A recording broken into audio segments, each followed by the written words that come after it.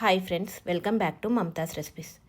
ఈరోజు వీడియోలో మన తెలుగు వారందరికీ ఎంతో ఇష్టమైన ఆవకాయ పచ్చడిని ముక్క మెత్తబడకుండా గట్టిగా ఉండేలా ఎలా చేయాలో పర్ఫెక్ట్ కొలతలతో చూపించబోతున్నాను.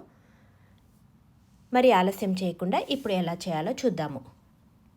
ముందుగా పచ్చడి కోసం మామిడికాయలు తీసుకొచ్చిన తర్వాత ఉదయాన్నే చేయాల్సిన పని ఏంటంటే పచ్చడికి కావలసిన ఉప్పు, ఆవాలు, మెంతులు ఎండలో ఎండబెట్టుకోవాలి. వీలైతే వెల్లుల్లిపాయలను కూడా తొక్క ఒలిచేసి ఒక అరగంట పాటు ఆరబెట్టుకోవాలి. ఇప్పుడు పచ్చడి కోసం గట్టిగా ఉండి పుల్లగా ఉండే మామిడికాయల్ని తీసుకోవాలి. కాయల్ని తీసుకొని బాగా కడిగి తడి లేకుండా తుడిచి ఆ తర్వాత ముక్కలుగా కట్ చేసి తీసుకోవాలి. ఇలా మనకి కావలసిన అన్ని ముక్కల్ని తీసుకున్న తర్వాత గిన్నెలోకి తీసుకొని చూపిస్తున్నాను. మామిడికాయ లోపల ఉండే జీడి తీసేసి అలాగే పైన ఉండే పొర కూడా తీసేసి పొడిగుడ్డతో తుడిచేసేయండి. ఈ ముక్కలని ఫ్యాన్ గాలికి ఒక అరగంట పాటు ఆరనివ్వండి. ఎక్స్ట్రా చెమ్మ ఏదైనా ఉంటే అది పోతుంది. ఈలోపు ఎండలో ఆరబెట్టుకున్న ఆవాలని, మెంతులని, కల్లుప్పుని గ్రైండ్ చేసుకుందాము. ముందుగా నేను కల్లుప్పును గ్రైండ్ చేస్తున్నాను. కల్లుప్పులో చెమ్మ అనేది అస్సలు ఉండకూడదు, అందుకని ఎండలో ఎండబెట్టి గ్రైండ్ చేసి తీసుకోండి. నెక్స్ట్ ఆవాలని గ్రైండ్ చేస్తున్నాను. ఆవాలను గ్రైండ్ చేసుకొని పొడి చేసుకోవాలి. ఇలా మెత్తని పొడిలా గ్రైండ్ చేసుకోవాలి. నెక్స్ట్ మెంతులను కూడా గ్రైండ్ చేస్తున్నాను.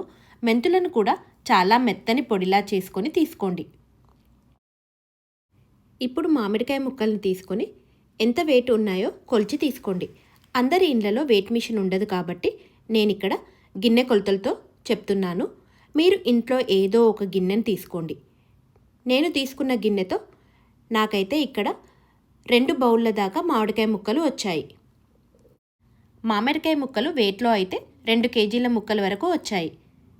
2 కేజీల ముక్కలకి 1 లీటర్ దాకా నూనె పడుతుంది. ఇక్కడ మనం పచ్చి నూనెనే వాడుతాము, కాగబెట్టిన నూనెను కాదు.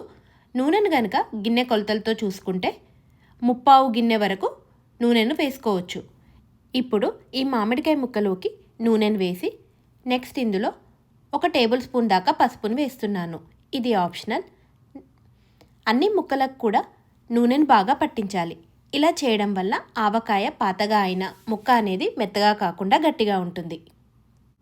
ఇప్పుడు దీన్ని పక్కకు పెట్టేసి పచ్చడి కలుపుకోవడం కోసం వెడల్పుగా ఉన్న ఒక పెద్ద గిన్నెను తీసుకోండి. ఇప్పుడు కొలతలన్నీ క్లియర్గా చూడండి.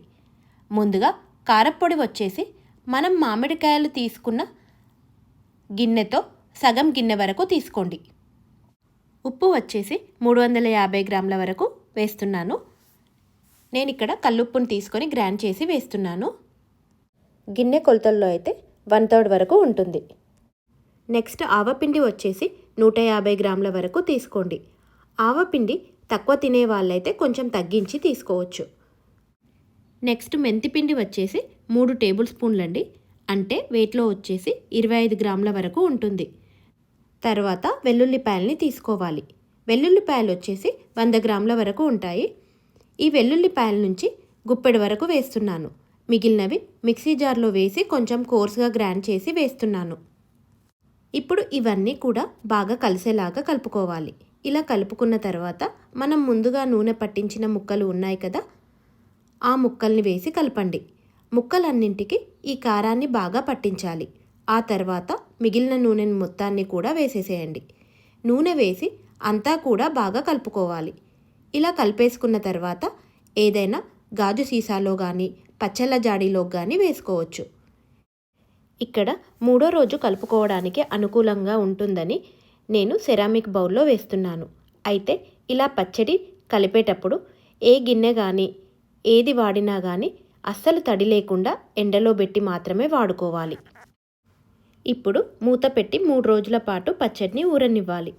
3వ రోజు పచ్చడిని చూపిస్తున్నానండి. చూడండి, నూనె అనేది పైకి చక్కగా తేలిపోయింది.